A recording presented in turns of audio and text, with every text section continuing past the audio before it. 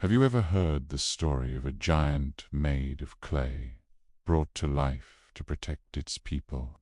This is the tale of the Golem of Prague, a legend that has echoed through the centuries, blending mysticism, fear, and a desperate hope for salvation. Our story begins in 16th century Prague, a time of great tension and persecution for the Jewish community. The people lived in constant fear, hounded by false accusations that they were harming Christian children to use their blood in religious rituals. These were terrible, baseless lies, but they fueled hatred and violence.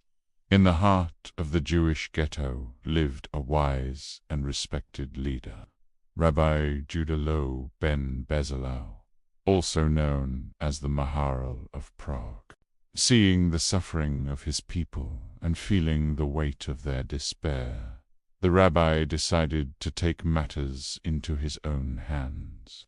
He turned to the ancient mystical texts of the Kabbalah, seeking a divine solution. According to the legend, Rabbi Loew, guided by a dream, went to the banks of the Vltava river at night with 2 of his followers. There, under the cloak of darkness, they sculpted a massive figure from the river mud and clay. It was a man, but larger and stronger than any mortal. The form was complete, but it was lifeless, a mere statue of earth. To bring the creature to life, the rabbi performed a sacred ritual.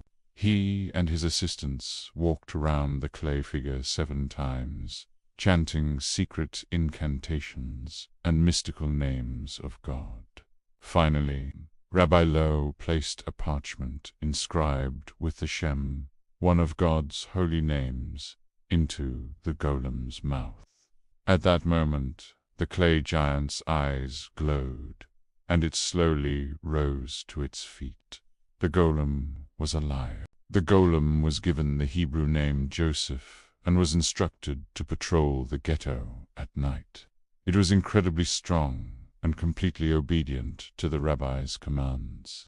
It could make itself invisible and summon spirits of the dead.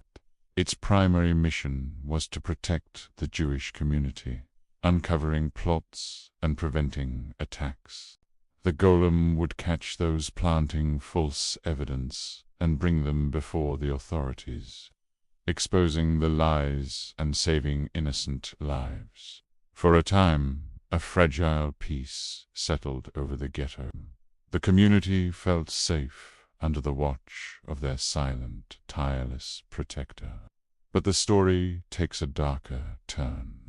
Some versions say the golem grew more and more powerful, and on the Sabbath, a day of rest when it was supposed to be inactive, it went on a rampage. Without the rabbi's control, its immense strength became a destructive force. Other versions say that as the persecution lessened, the golem was no longer needed, and keeping such a powerful being in existence was a dangerous risk. Realizing the potential for disaster, Rabbi Loew decided the golem's time was over. He reversed the ritual that had given it life. He removed the Shem from its mouth, and the golem crumbled back into lifeless clay. Its purpose had been served. What happened to the golem's remains? Legend, says Rabbi Loew, hid them in the attic of the all-new synagogue in Prague, where they are said to remain to this day. The attic has been sealed for centuries, and no one is allowed to enter, adding another layer of mystery to the tale. The golem's story is more than just a folktale. It's a powerful story about the desire for protection in a hostile world, the dangers of unchecked power, and the fine line between creation and destruction.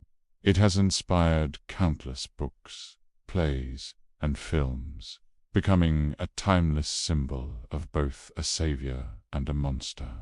So next time you hear a story about an artificial being brought to life, remember the clay giant from Prague, the original protector born from mud and magic. Thanks for watching. If you enjoyed this journey into legend, don't forget to like, subscribe, and hit the bell for more stories from the crossroads of history and myth. See you next time.